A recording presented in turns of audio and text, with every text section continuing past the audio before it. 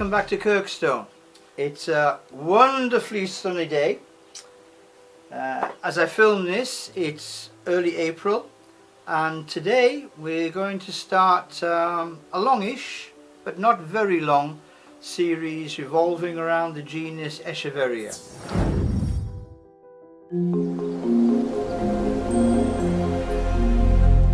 Good morning and welcome back to Kirkstone. I don't know what time of year you're watching this video, but I'll be watching it now. It's early December, in fact it's the 4th of December, and it's exactly 0 degrees centigrade outside, and it's not much warmer in the greenhouse. So I shall not be tarrying. I shall be moving through this with a modicum of both efficiency and grace. I have no idea what it is because I've misplaced the label, so this will be as much of a surprise to me as it is to you. But let us see what we have in this box. Well, we have a number of packages in this box, which I shall now try and identify which are actual plants and which are merely bits of packing. And I think I may be able to do that relatively easily. So I think we have got 4 packages. 5 packages. That's definitely packing. That's definitely packing. And that's definitely packing. So 5 packages to examine. So let us do exactly that, and we'll do them in reverse order of size, I think, because there's got to be a system, and that's the best one I can think of right now. Okie dokie. So this first one is the 3rd of our little Forcaria. Okay, so we have 2 Forcaria in the collection, and this is the 3rd, and this one is just flowered, as you can see, and this lovely little plant is Forcaria Brittennii, and there's one more bud just about to open there. Forcaria Brittennii. So I shall put that there with its label. The next biggest is this one, and this one, ooh, that's nice. That's very nice indeed. Okay, it's obviously been growing in quite a small pot, and the label has become detached, but this one doesn't have a label, so by process of elimination, the plant without a label and the label without a plant are likely to go together. And I don't know if you can read this, but this is the very first Echeveria in our collection. The first one we've bought as part of the overall deliberate Echeveria expansion program. And this gorgeous dark-skinned plant is Echeveria affinis. Affinis. And isn't that fabulous? Dark purple on the outside and super dark green on the inside.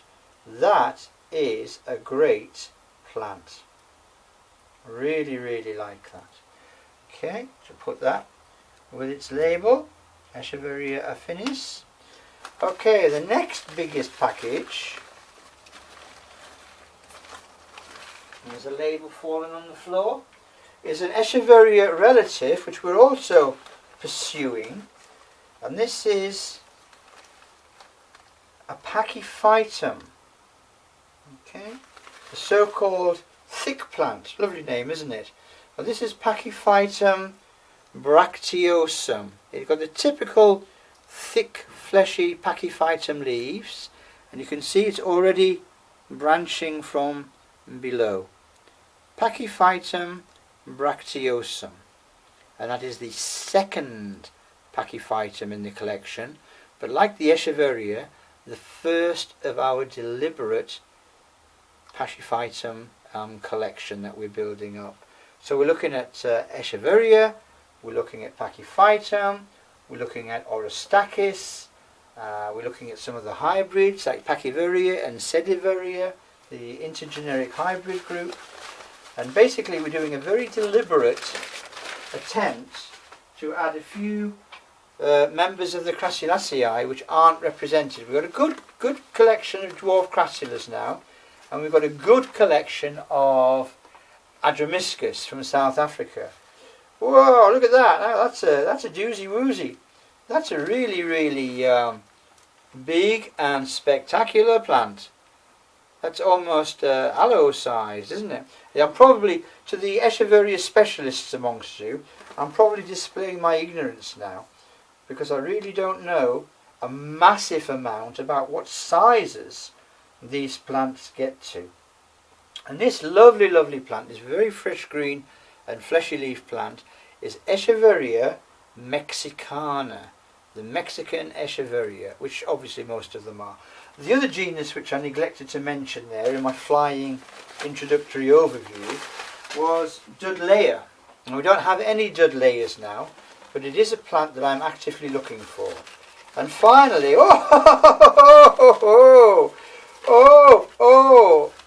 look at that. That is, well, a shock. That is a great plant. Let me just lift that up to show you what we have. Now that is a particular cultivar of Echeveria shaviana called Curly Pearl. Is it called Curly Pearl? Let me just check. It is called Curly Pearl. I remembered from the order. And that is absolutely superb. Look at that.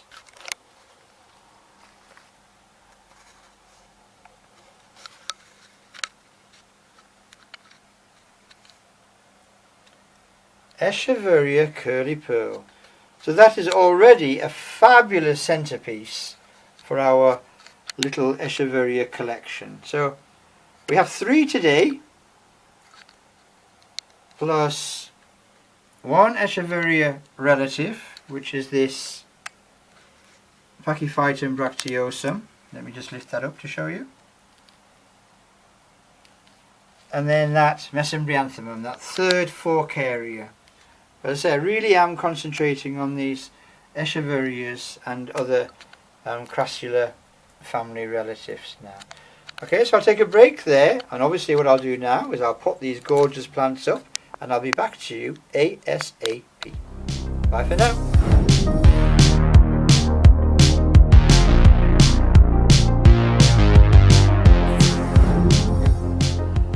Now, Echeveria and I have had a checkered history. It was not a genus that I was particularly interested in. I've always been more interested in the Liliaceae, in Aloes, Haworthias, Gasterias, and that kind of South African grouping. And I think my prejudice against Echeverias really came from the fact that I perceived them as being very common. I saw them planted out in municipal parks, in mass plantings, and in sale in garages, forecourts and supermarkets. So I kind of ignored them, and then recently, about 1.5 years ago, I became quite interested in the genus Adromiscus, which is a South African member of the family Crassulaceae. And that interest in Adromiscus extended towards a more general interest in South African crassulas, and then by extension the American representatives of the Crassula family. The large overarching grouping including Echeverias, Dudleyas, Graptopetalum, Tacitus also included in Graptopetalum, Sediveria, some smaller growing sedums, and that general rosettiform mix. So Echeverias are native to northern Central America, Mexico and the southwestern United States. So quite a broad geographical span, much wider than, for example, Haworthias in South Africa. But with Haworthias, Echeverias share a number of similarities, and in many ways there are convergent examples of individuals where the Echeverias in America or in the Americas have taken the ecological niches that members of the Liliaceae have taken in Africa. So for example, we have hairy Echeverias like this Echeveria bombycina, and then we have hairy Haworthias like this Haworthia venosta. They grow to about the same size, about 3.5 inches. They grow to about the same height above the ground, about 1 inch to 1.5 inches. They are, to all intents and purposes, playing the same role. Now, Echeverias form part of a much wider Crassula group, including the close relatives that I've just mentioned, including Pachyphytum, Dudleya, and that ilk of similar Echeveria plants, and I'll come back to that point very, very soon. They also, of course, take a botanical relationship to a much wider geographical form, with the inclusion of Madagascan, African and Asian plants like Kalanchoe, like this Kalanchoe tomentosa, and with several other similar groups in other parts of the world, like the Ionium and Grenovias from the Canary Islands, like this Grenovia diotrantalis, which is now Ionium diotrantalis. So there are many, many widespread representatives of the Crassula family, but for the purposes of this first series of videos, we will be looking at the Echeverias in the purest sense. But very briefly, because we will be coming back to these points later on, there is something problematical about the definition of the word Echeveria in terms of botany. Because with the advent of genetic research and scanning electron microscopes and men in white coats making decisions about the names of plants, Echeveria has been designated a polyphyletic group. What? The genus Echeveria has been designated a polyphyletic group, which means that there is no common ancestor to Echeveria. So what? So what, says you? Okay, let's wind back very, very quickly. My name is Arthur Dixon. Now just imagine my name was Dixon Arthur. Dixon would be the genus name, Arthur would be the species name. And theoretically, if you checked all the Dixon's ancestry back in time, there would be one person called Dixon, or one relationship called Dixon, from whom all the Dixons were descended. Yeah? Make sense? Ish, kind of? Right. In Echeveria, there is no common ancestor. There are probably about 4 or 5 different genetic strains within what we understand to be the overarching Echeveria grouping. And within that there is a group of Echeverias which are actually quite close to Pachyphytum.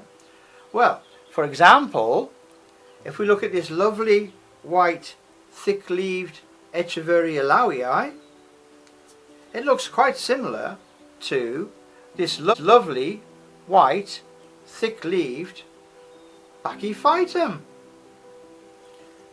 And in fact, the Pachyphytum is much closer to about 9 or 10 species of Echeverias than those Echeverias are to other Echeverias. In the same way, there are some Echeverias which are very close in relationship to a genus called Sediveria. And within the Sediveria and that section of the Echeveria, they're very close, not surprisingly, to the genus Sedum. So at some point in time, the genus Echeveria will have to be split in exactly the same way as Haworthia was split into Tulista and into Haworthiopsis.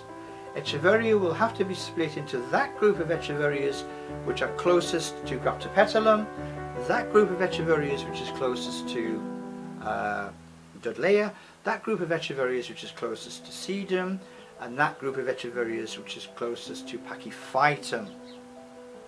It's an artificial genus of plants which look very similar but are in fact not that closely related. So there we are. So in South Africa we have wonderful plants like Adromiscus, like this Adromiscus trigynus, and in other parts of the world we have other members of the Crassula family, but the dominant representative of the Crassulaceae in Central America, in Mexico and in the southwest of the United States is the genus Echeveria. Widespread, many species, but to rehash, that group will have to be subdivided. But it's a wonderful group. Let's just look at some of the convergence ideas here. So we've got this Echeveria hybrid Ava, which is green, light green, and the leaves have bristles all along the leaf margins.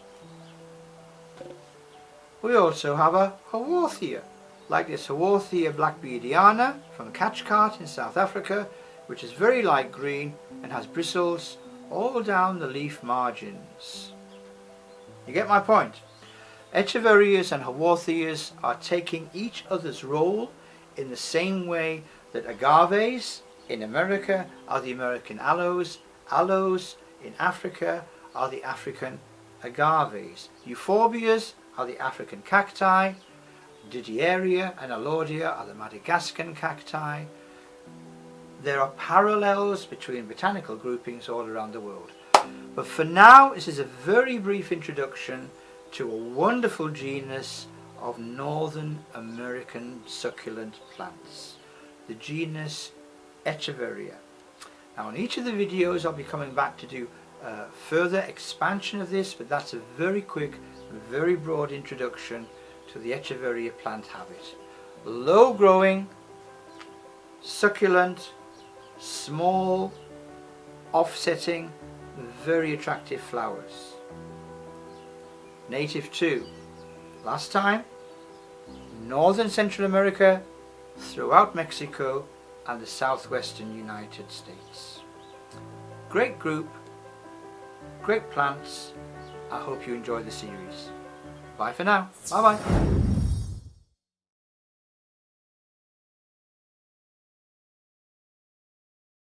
There we are, 5 minutes later, 5 absolutely superb plants. I'll just skate over this Forcaria britanniae because it will be covered in much more depth in another video on various of our social media, but not particularly devoted to Echeverias or the Crassulaceae in general. So it's a lovely plant, but we're going to move swiftly on. And we've got this very dark Echeveria affinis.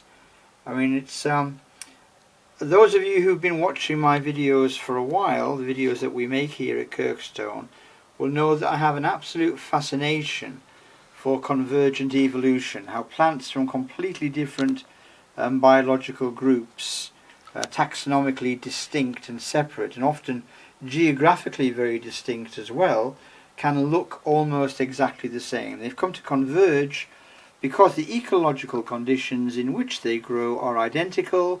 Therefore the plants have evolved to fulfill an identical function, even if they're not related. So a dicotyledon like an Ariocarpus, like Ariocarpus Scapharostrus or Retusus longituberosus, or indeed Trigonus, will look amazingly like this plant, which also looks morphologically amazingly like both Haworthia, Haworthiopsis limifolia umboensis, and also like Tulistas, various of the tubercle-less Tulistas, the plain ones like Marginata. So that's an amazingly coloured plant with a purple on the outside. Though it's a bit dusty now, it needs a good clean. A dark purple on the outside and that very dark green in the centre. So that's Echeveria affinis. And then I should have gone here first really and kept the Echeverias together. So this is a typical thick-leaved Pachyphytum. Okay, so this particular one is Pachyphytum bracteosum. And then we had that large and very impressive Echeveria mexicana. Very, very nice plant indeed. And then the pièce de résistance, that particular cultivar of Echeveria shaviana, which has always been one of the most spectacular Echeverias, of course. And this is Echeveria curly pearl, and it really is an absolutely stunning plant. It's about 5.5 inches across, nice and flat, absolutely amazing. Love it to bits. Echeveria number 3, Echeveria number 2, Echeveria number 1, Pachyphytum number 1, and that lone stray member of the ficoid tribe of the Isoaceae, Forcaria brittannii. Another lovely, lovely plant. Okay.